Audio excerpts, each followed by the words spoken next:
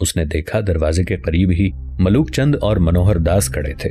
کملاوتی نے ان سے سرگوشی کی، کہنے لگی کہ دیکھو اس طرف کے محافظ کو میں نے طبیب کی طرف بھیج دیا ہے، وہ کچھ دیر بعد آئے گا۔ خواص خان اس وقت گہری نیند سویا ہوا ہے، آؤ اس کے خاتمے کے لیے اس سے بہتر موقع ہمیں کبھی نہیں ملے گا۔ میں یہاں سے بھاگنے کے لیے اپنا سامان سمیٹ چکی ہوں، اب تم اندر آؤ، خواص خان پر حملہ آور ہو کر بڑے رازدارانہ انداز میں اس کا خاتمہ کرو، اس کے بعد اس پشتی راستے سے بھاگ جائیں گے۔ کملاوتی کے کہنے پر ملوک چند اور منوہر داس دونوں دبے دبے پاؤں خیمے میں داخل ہوئے۔ کملاوتی ان دونوں کی رہنمائی کر رہی تھی، دونوں کو وہ خیمے کے اس کمرے میں لے گئی جس کے اندر خواص خان سویا ہوا تھا۔ پھر کملاوتی منہ سے کچھ نہ بولی، ہاتھ کے اشارے سے اس نے خواص خان کی طرف اشارہ کر دیا، جبکہ وہ خود بڑی تیزی سے دوسرے کمرے کی طرف چلی گئی۔ تھوڑی دیر بعد ملوک چند اور منوہر داس اسی کمرے میں آئے جس کمرے میں کملاوتی تھی۔ کملاوتی نے دیکھا کہ ان دونوں کے ہاتھوں میں خون آلود خنجر تھے، جس سے کملاوتی نے اندازہ لگا لیا کہ ملوک چند اور منوہر داس نے مل کر خواص خان کا خاتمہ کر دیا ہے۔ پھر ملوک چند نے کملاوتی کو مخاطب کیا، دیکھ دیوی، تیرے کہنے پر ہم نے خواص خان کا خاتمہ کر دیا ہے، اس وقت ساتھ والے کمرے میں خواص خان کی لاش پڑی ہوئی ہے۔ کملاوتی نے خدشے کا اظہار کیا، کہنے لگی کہ تم دونوں اپنے خون آلود خنجروں کو یہیں خیمے میں گاڑ دو اور آؤ یہاں سے بھاگ چلیں۔ کملاوتی کے کہنے پر ملوک چند اور منوہر داس دونوں نے اپنے خنجروں کو وہیں خیمے کی زمین میں دفن کر دیا۔ پھر کملاوتی، ملوک چند اور منوہر داس تینوں خیموں کے پشتی دروازے سے بھاگ نکلے۔ کملاوتی خیمے سے ابھی چند قدم دور ہی گئی تھی کہ کسی نے پشت کی جانب سے اس زور کا خنجر اس پر مارا کہ خنجر کملاوتی کی پیٹھ کو چیرتا ہوا نکل گیا۔ فضاؤں میں کملاوتی کی کربناک چیخ بلند ہوئی تھی۔ کملاوتی نیند سے ہڑبڑا کر اٹھ بیٹھی، جلدی جلدی اس نے اپنی پیٹھ پر ہاتھ پھیرا، پھر وہ عجیب طرح کی سوچوں میں کھو گئی۔ پھر وہ اپنے آپ کو مخاطب کرتے ہوئے کہنے لگی، کیا میری پیٹھ میں خنجر نہیں لگا؟ کیا ملوک چند اور منوہر داس نے خواص خان کو قتل نہیں کیا؟ کیا حقیقت سے اس کا کوئی تعلق نہیں اور میں سوتے میں خواب دیکھ رہی تھی؟ پھر کملاوتی نے اپنے دونوں ہاتھوں میں سر کو تھام لیا اور انتہائی تعصف کے انداز میں، وہ پھر خود خطابی کے انداز میں کہہ رہی تھی، یہ کیسا ظالم جبر ہوا، میں تو یہ سمجھ رہی تھی کہ ملوک چند اور منوہر داس نے خواص خان کا خاتمہ کر دیا ہوگا، پر یہاں تو حقیقت کا کوئی تعلق ہی نہیں، نہ میری پیٹھ میں خنجر لگا، نہ ملوک چند اور منوہر داس خواص خان کو قتل کرنے کے لیے میرے خیمے میں داخل ہوئے، یہ تو محض میرا خواب تھا۔ پھر کملاوتی مزید پریشان ہو کر رہ گئی، اس لیے کہ رات کے وقت خواص خان اس کے پہلو میں سویا تھا، لیکن اب خواص خان وہاں موجود نہیں تھا۔ خواص خان کی غیر موجودگی نے کملاوتی کو ایک طرح سے فکر مند کر دیا تھا۔ کملاوتی خیمے سے باہر پہرا دینے والے محافظوں سے کچھ پوچھنے کے لیے اٹھنا ہی چاہتی تھی کہ چند عورتیں خیمے میں داخل ہوئیں۔ وہ پوری طرح مسلح تھیں، انہوں نے کملاوتی کو پکڑ لیا تھا، وہ زبردستی اسے رسیوں میں جکڑنے لگی۔ کملاوتی انہیں مخاطب کرتے ہوئے بار بار پوچھ رہی تھی کہ تم کون ہو اور کیوں مجھے جکڑ رہی ہو؟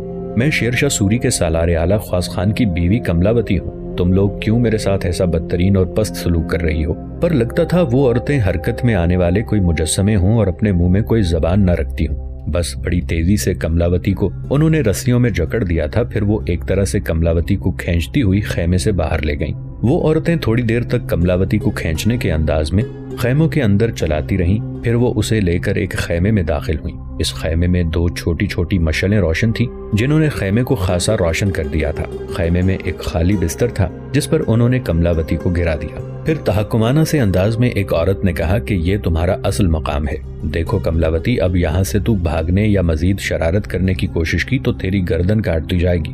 اپنے دائیں جانب مشعلوں کی روشنی میں دیکھو کون ہے۔ کملاوتی نے چونک کر اپنے دائیں طرف دیکھا، اس کا منگیتر اور چچازاد بھائی مہاکوی پڑا ہوا تھا، وہ بھی رسیوں میں جکڑا ہوا تھا۔ یہ ساری صورتحال دیکھتے ہوئے کملاوتی پریشان ہو کر رہ گئی تھی۔ اس کی سمجھ میں کچھ نہیں آ رہا تھا کہ یہ اچانک رات کے وقت کیا انقلاب رونما ہو گیا ہے۔ وہ عورتوں کو مخاطب کر کے کچھ پوچھنا ہی چاہتی تھی، پر وہ خیمے سے باہر چلی گئی تھیں۔ ادھر شیر شاہ سوری نے چند روز مزید وہاں قیام کر کے رائے سین اور چندریزی کے انتظامی امور کو درست کیا، وہاں اپنا حاکم مقرر کیا۔ پھر وہ اپنے لشکر کے ساتھ آگرہ کی طرف روانہ ہوا۔ فدائی خان بھی اپنے خانہ بدوش قبیلے کے ساتھ اس کے ہمراہ تھا۔ آگرہ میں قیام کے دوران شیر شاہ سوری نے بڑے زور و شور سے مارواڑ کے راجہ مالدیو پر حملہ کرنے کی تیاریاں شروع کی۔ پھر جلد ہی ان تیاریوں کی تکمیل کے بعد وہ 80,000 کا ایک لشکر لے کر آگرہ سے راجپوتانہ کی طرف روانہ ہوا۔ راجپوتانہ کی سرحد پر شیر شاہ سوری نے اپنے لشکر کو پڑاؤ کرنے کا حکم دیا۔ جب لشکر نے پڑاؤ کر لیا تب شیر شاہ سوری نے اپنے سارے سالاروں کو اپنے خیمے میں طلب کیا۔ یہ ایک طرح کا جنگی اجلاس تھا جس میں خانہ بدوش قبیلے کے سردار فدائی خان اور اس کے بیٹے اسماعیل نے بھی شرکت کی۔ جب سارے سالار شیر شاہ سوری کے خیمے میں جمع ہو گئے تب شیر شاہ سوری نے اپنے سالاروں کو مخاطب کرتے ہوئے کہنا شروع کیا، سنو میرے عزیزو، میرے رفیقو، میرے فرزندو، اب جب کہ مارواڑ کے راجہ مالدیو پر حملہ آور ہونے کے لیے ہم راجپوتانہ کی سرحدوں پر پڑاؤ کر چکے ہیں تو میں تم پر یہ واضح کرنا چاہتا ہوں کہ راجہ مالدیو کی عملداری میں داخل ہونے کے لیے 2 بڑے بڑے راستے ہمارے سامنے ہیں۔ ایک رتھمبور سے ہو کر اجمیر کی طرف جاتا ہے، جبکہ دوسرا شیخا باٹی اور نارنول سے ہوتا ہوا ناگور کی طرف نکل جاتا ہے۔ اب ہم سب کو مل کر یہ فیصلہ کرنا ہے کہ ان دونوں راستوں میں سے کس پر چل کر ہم راجہ مالدیو پر ضرب لگانے کی کوشش کریں۔ اس کے علاوہ میں مزید تم سے یہ بھی کہوں گا کہ اس وقت مارواڑ کا راجہ مالدیو 80,000 کے ایک لشکر کے ساتھ جودھ پور سے باہر پڑاؤ کیے ہوئے ہیں، جبکہ اس کے بہترین جرنیل کوپا اور جیتا دونوں 20-20 ہزار کے ایک لشکر کے ساتھ دیدوانا کے مقام پر پڑاؤ کیے ہوئے ہیں۔ تیسرا لشکر جو مالدیو کی حمایت میں ہے وہ ان راٹھوروں کی جماعت پر مشتمل ہے۔ اس کی کمانداری ایک جرنیل کھیمکرن کر رہا ہے اور اس نے جے تارن اور پپار کے درمیان قیام کر رکھا ہے۔ اب اگر ہم مالدیو کی سلطنت پر حملہ آور ہونے کے لیے آگے بڑھتے ہیں تو خدشہ یہ ہے کہ سارے لشکر کو یکجا ہو کر بھی ہمارے مقابلے پر یہ آ سکتے ہیں۔ جہاں تک میں نے اندازہ لگایا ہے اس کے مطابق سب سے پہلے راجہ مالدیو اپنے سپہ سالار کوپا اور جیتا کو حکم دے گا کہ وہ اپنے لشکر کے ساتھ ہمیں الجھائے رکھیں۔ ساتھ ہی وہ اپنے تیسرے جرنیل کھیمکرن کو حکم دے سکتا ہے کہ وہ راٹھوروں کے لشکر کے ساتھ یا تو ہماری پشت کی طرف سے نمودار ہو کر ہمیں نقصان پہنچانے کی کوشش کرے، یا اس وقت جب کوپا اور جیتا دونوں ہمارے ساتھ ٹکرا رہے ہوں کھیمکرن خونخوار راٹھوروں کے ساتھ ہم پر شب خون مارنے کی کوشش کرے۔ ان حالات میں میرے ساتھیوں، میرے رفیقوں، راجہ مالدیو پر حملہ آور ہونے کے لیے تم مجھے کیا مشورہ دیتے ہو؟ یہ سوال کرنے کے بعد شیر شاہ سوری خاموش ہو گیا۔ اب وہ اپنے سپہ سالاروں سے کسی معقول جواب کا منتظر تھا۔ تھوڑی دیر تک سارے سالار اور جرنیل آپس میں صلاح و مشورہ کرتے رہے، پھر سب کی نمائندگی کرتے ہوئے خواص خان بول پڑا، شیر شاہ میرے محترم، میرے مربی، میرے محسن، سیاسی اور فن حرب کے نگاہ سے جن 2 راستوں کا آپ نے ذکر کیا ہے وہ دونوں ہی بڑے اہم ہیں۔ اس پر مستزاد یہ کہ ہم میں سے کوئی بھی راجپوتانہ کے علاقے سے کلیتاً اور اچھی طرح واقف نہیں ہے، اور پھر مزید یہ کہ مارواڑ کے راجہ مالدیو کی عسکری طاقت اور قوت بھی ہم سے کہیں زیادہ ہے۔ ان حالات میں صحرائے راجپوتانہ میں داخل ہو کر ہمیں راجہ مالدیو کے خلاف بڑی احتیاط اور بڑی چابک دستی سے حرکت میں آنا ہوگا۔ شیر شاہ سوری میرے مہربان، جیسا کہ آپ ذکر کر چکے ہیں، اس وقت خود مالدیو، اس کے جرنیل کوپا، جیتا اور کھیمکرن مختلف جگہوں پر اپنے لشکروں کے ساتھ اس بات کے منتظر ہیں کہ آپ صحرا میں داخل ہو کر کس سمت کا رخ کرتے ہیں۔ جب انہیں اس رخ کا پتہ چلے گا تو پھر وہ اسی رخ آپ کے سامنے متحد اور منظم ہو جائیں گے۔ لہٰذا راجپوتانہ کے راجپوتوں کے خلاف اگر ہم کامیابی حاصل کرنا چاہتے ہیں تو ہمیں دشمن کو خبر نہیں ہونے دینی چاہیے کہ صحرائے راجپوتانہ میں کون سا شہر ہمارا سب سے پہلا ہدف ہوگا۔ اس کے علاوہ راجہ مالدیو پر حملہ آور ہوتے وقت ہمیں کچھ احتیاط بھی کرنا ہوگی۔ وہ یوں کہ راجہ مالدیو کے ارد گرد چھوٹے چھوٹے راجے ہیں، ان کا علاقہ کہیں ہمارے لشکریوں سے پامال نہ ہو، اس طرح وہ برہمنی کا اظہار کرتے ہوئے مالدیو کے ساتھ شامل ہو سکتے ہیں۔ یوں ہمارے خلاف مالدیو کی طاقت میں کئی گنا اضافہ ہو جائے گا۔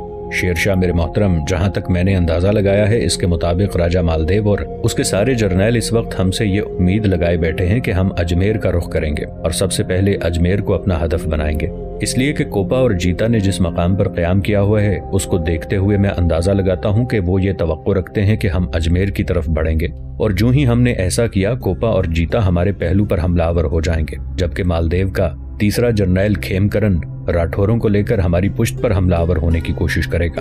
لہٰذا میرا مشورہ یہ ہے کہ ہمیں سب سے پہلے اجمیر کو اپنا ہدف نہیں بنانا چاہیے۔ اس کے علاوہ اجمیر کا قلعہ انتہائی درجے کا مضبوط اور مستحکم ہے، اور اس مضبوط قلعے کو فتح کرنے میں ہمارا کافی وقت ضائع ہو جائے گا۔ اس طرح راجہ مالدیو کو موقع مل جائے گا کہ وہ ہمارے خلاف کوئی اور چال چل کے ہمارے حملے کو ناکام بنا دے، اور یہ بھی ہو سکتا ہے کہ اگر ہم اجمیر میں زیادہ عرصے کے لیے الجھ جائیں تو راجہ مالدیو اپنے لشکر کا ایک حصہ علیحدہ کر کے ہریانہ کے راستے دہلی کی طرف روانہ ہو جائے اور دہلی پر قبضہ کرنے کی کوشش کرے۔ اگر ایسا ہوا تو یہ ہمارے لیے سخت نقصان دہ ہوگا۔ لہٰذا صحرا میں داخل ہونے کے بعد کچھ اس انداز سے پیش قدمی کرنی چاہیے کہ راجہ مالدیو اور اس کے سارے جرنیلوں کو خبر تک نہ ہو، اور نہ ہی وہ یہ اندازہ لگا سکیں کہ ہم سب سے پہلے ان کے کس شہر کو اپنا ہدف بنائیں گے۔ شیر شاہ سوری کو خواص خان کی یہ ترکیب اور تجویز اس قدر پسند آئی تھی کہ وہ جھوم کر رہ گیا۔ لہٰذا اس نے اس موضوع پر مزید کوئی گفتگو نہ کی اور جنگی کونسل کا اجلاس برخاست کر کے اس نے لشکر کو کوچ کا حکم کر دیا۔ لہٰذا شیر شاہ سوری راجہ مالدیو پر حملہ آور ہونے کے لیے راجپوتانہ کے ریگستان میں داخل ہوا۔ جہاں تک نگاہ کام کرتی تھی دور دور نزدیک ریت ہی ریت پھیلی ہوئی تھی، اور اس پر سفر کرتے ہوئے گھوڑوں کے سم زمین میں دھس دھس جاتے تھے۔ اس کے علاوہ شیر شاہ سوری کے ساتھ جو سامان خوراک اور رسد سے بھرے ہوئے چھکڑے تھے وہ بھی ریت میں سفر نہ کر سکتے تھے۔ اپنی اس مشکل کو حل کرنے کے لیے شیر شاہ سوری نے راجپوتانہ کے صحرا میں بہترین طریقہ استعمال کیا۔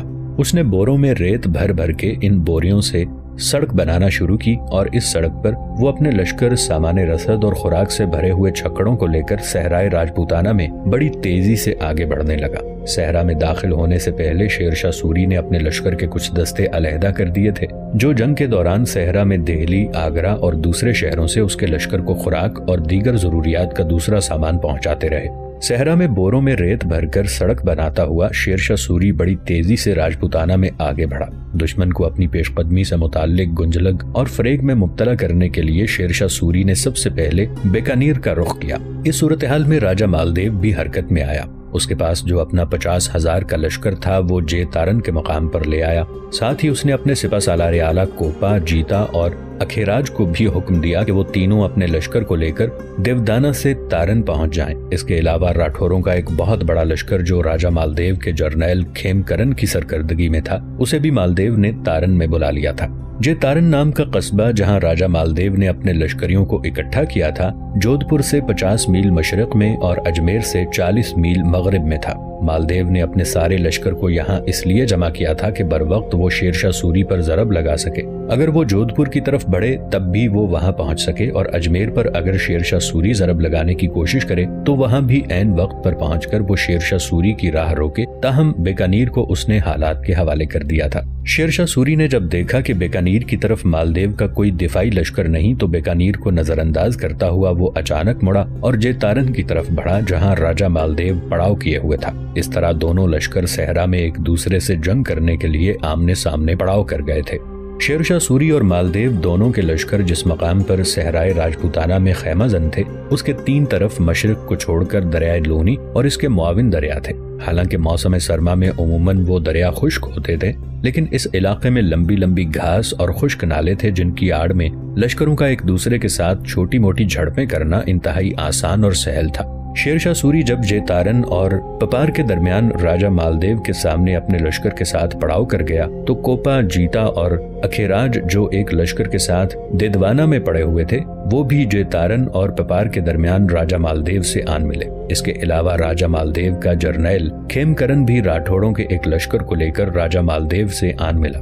اب صورتحال یہ تھی کہ جے تارن اور پپار کے درمیان جلتے دہکتے صحرا کے اندر شیر شاہ سوری اور راجہ مالدیو اپنے لشکروں کے ساتھ ایک دوسرے کے سامنے خیمہ زن تھے۔ راجہ مالدیو چاہتا تھا کہ جنگ کی ابتدا شیر شاہ سوری کی طرف سے ہو۔ شاید وہ شیر شاہ سوری پر حملہ آور ہونے میں پہل کرتے ہوئے خوفزدہ تھا یا ہچکچا رہا تھا۔ دوسری جانب شیر شاہ سوری ابھی جنگ کی ابتدا نہیں کرنا چاہتا تھا، اس لیے کہ اپنے لشکر کے جن دستوں کو اس نے صحرا میں رسد اور کمک فراہم کرنے پر مقرر کیا تھا ان کے ساتھ ابھی تک اس کا رابطہ نہ ہو سکا تھا، لہٰذا وہ حملہ آور ہونے میں انتظار سے کام لے رہا تھا۔ 1 ماہ تک لگاتار دونوں لشکر ایک دوسرے کے سامنے پڑاؤ کیے رہے، یہاں تک کہ شیر شاہ سوری کا اپنے ان دستوں سے رابطہ قائم ہو گیا جنہیں اس نے خوراک اور دیگر سامان جنگ مہیا کرنے پر مقرر کیا تھا۔ اب شیر شاہ سوری نے راجہ مالدیو پر حملہ آور ہونے کا فیصلہ کر لیا۔ ایسا کرنے سے پہلے شیر شاہ سوری نے اپنی جنگی کونسل کا اجلاس طلب کیا۔ یہ اجلاس شیر شاہ سوری نے اپنے خیمے میں بلایا تھا۔ اس میں خواص خان، جلال خان جالو، برہم جیت کے علاوہ شیر شاہ سوری کے بیٹوں نے بھی شرکت کی۔ جب سب ایک خیمے میں جمع ہو گئے تب شیر شاہ سوری کی آواز گونجی، میرے بیٹوں، میرے بچوں، اس صحرا میں خیمہ زن ہونے کے بعد مجھے رسد اور کمک کے دستوں سے رابطے کا انتظار تھا۔ اب وہ رابطہ بحال ہو چکا ہے۔ اب میں اس صحرا میں مزید انتظار نہیں کروں گا، اس لیے کہ صحرا میں جنگ میں جتنی تاخیر ہوگی اتنا ہی ہمارے لیے نقصان ہے۔ ہمارے لیے رسد اور کمک کا سلسلہ منقطع بھی ہو سکتا ہے، جبکہ مالدیو کو اس کی پشت کی طرف سے اس کے کئی شہروں سے ضرورت کی ہر شے میسر ہو سکتی ہے۔ لہٰذا میں کل صبح ہی صبح جنگ کا بگل بجانا چاہتا ہوں اور راجہ مالدیو کے خلاف فیصلہ کن جنگ کرنا چاہتا ہوں۔ اس سلسلے میں تم کوئی اچھی سودمند تجویز پیش کرنا چاہو تو کہو۔ تھوڑی دیر تک سب سوچو بچار کرتے رہے۔ اس کے بعد خواص خان نے بڑے غور سے شیر شاہ سوری کی طرف دیکھا۔ شیر شاہ سوری، میرے محترم، میں خواص خان اس موقع پر ایک تجویز پیش کرنا چاہتا ہوں۔ شیر شاہ سوری نے بڑی شفقت، بڑی نرمی میں کہا، کہو میرے بچے، تم کیا کہنا چاہتے ہو؟ خواص خان پھر بولا، میرے محترم، میرے مہربان، جیسا کہ آپ دیکھ چکے ہیں راجہ مالدیو کے لشکر کی تعداد ہم سے بہت زیادہ ہے۔ جنگ سے پہلے میرا خیال ہے وہ لشکر کو مختلف حصوں میں بانٹے گا۔ ایک حصہ اپنے پاس رکھے گا، دوسرا کوپا، تیسرا جیتا، چوتھا اکھیراج اور میرے خیال میں اپنے لشکر کا 5واں حصہ اپنے جرنیل کھیم کرن کی سرکردگی میں دے گا۔ کچھ حصہ سامنے سے ہم پر حملہ آور ہوگا۔ جبکہ باقی حصوں کو میرے خیال میں راجہ مالدیو ہمارے پہلوؤں پر حملہ آور ہونے کا حکم دے گا۔ اس سے پہلے میں چاہتا ہوں کہ ہم راجہ مالدیو کے خلاف ایک ایسی تدبیر کریں کہ راجہ مالدیو کم از کم خود لشکر کا ایک بہت بڑا حصہ اپنے ساتھ لے کر یہاں سے جانے پر مجبور ہو جائے۔ خواص خان کی اس تدبیر پر شیر شاہ سوری کی آنکھوں میں چمک پیدا ہوئی۔ خواص خان میرے بیٹے، یہ کیسے اور کیوں کر ممکن ہے کہ اب جب کہ ہم جنگ کی ابتدا کرنے والے ہیں تو اس ابتدا سے پہلے راجہ مالدیو اپنے ایک حصے کے لشکر کو لے کر یہاں سے چلا جائے؟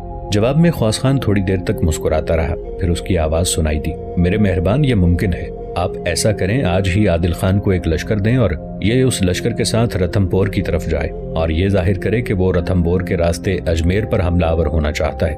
شیر شاہ سوری نے فوراً خواص خان کی بات کاٹ دی۔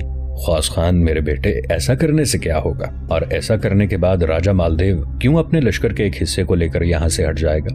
میرے مہربان، میری بات ابھی مکمل نہیں ہوئی، میں کچھ کہہ ہی رہا تھا کہ آپ بیچ میں بول پڑے ہیں۔ میں کہنا چاہ رہا تھا کہ عادل خان رتھم پور کی طرف جاتے ہوئے یہ مشہور کر دے کہ وہ اجمیر پر حملہ آور ہونا چاہتا ہے۔ شیر شاہ میرے مہربان، اجمیر میں اس وقت راجہ مالدیو کی رانی اوما دیوی نے قیام کر رکھا ہے۔ جب راجہ مالدیو کو یہ خبر ہوگی کہ عادل خان رتھم پور کے راستے اجمیر پر حملہ آور ہونا چاہتا ہے تو وہ فوراً اجمیر سے اپنی رانی اوما دیوی کو نکالنے اور اجمیر شہر کا دفاع کرنے کے لیے میدان جنگ سے فوراً اجمیر کی طرف بھاگ کھڑا ہوگا۔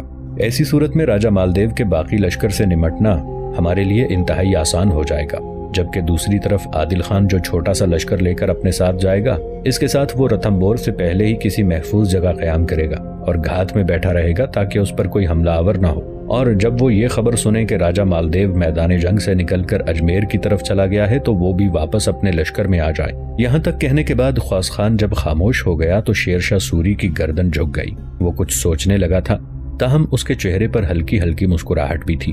پھر کھل کر وہ مسکرایا۔ تھوڑی دیر تک بڑے غور، بڑی شفقت، بڑی محبت سے خواص خان کی طرف دیکھتا رہا، پھر بول اٹھا، خواص خان میرے بیٹے، تو ہر موقع، ہر مشکل، ہر مصیبت، ہر اذیت میں میرے کام آیا۔ اب جو تو نے تجویز پیش کی ہے، میں سمجھتا ہوں اس سے بہتر تجویز پیش کی ہی نہیں جا سکتی۔ اگر ہم ایسا کریں تو یقیناً راجہ مالدیو یہاں سے اجمیر کی طرف بھاگ نکلنے پر مجبور ہو جائے گا۔ دیکھ میرے بیٹے، میں ابھی اور اسی وقت عادل کو ایک لشکر کے ساتھ حکم دیتا ہوں کہ وہ رتھم پور کی طرف جائے اور یہ ظاہر کرے کہ وہ رتھم پور کے راستے اجمیر کی طرف جا کر اجمیر پر حملہ آور ہونا چاہتا ہے۔ یہ خبر سننے کے بعد راجہ مالدیو اگر لشکر کا ایک حصہ لے کر اجمیر کی طرف چلا جاتا ہے تو اس کا باقی مانگا لشکر اس صحرا کے اندر ہم اسے پیس کر رکھ دیں گے۔ گو راجہ مالدیو اگر لشکر کا ایک حصہ لے کر اجمیر کی طرف چلا جائے تب بھی جو لشکر یہاں بچے گا اس کی تعداد ہمارے لشکر سے بہت زیادہ ہوگی، لیکن فکر مندی کی کوئی ضرورت نہیں۔ اس لشکر کو ہم وہ سبق دیں گے جو مدتوں یاد رہے گا، ایسا ہی سبق جو بابر نے رانا سانگا کو انہی صحراؤں میں دیا تھا۔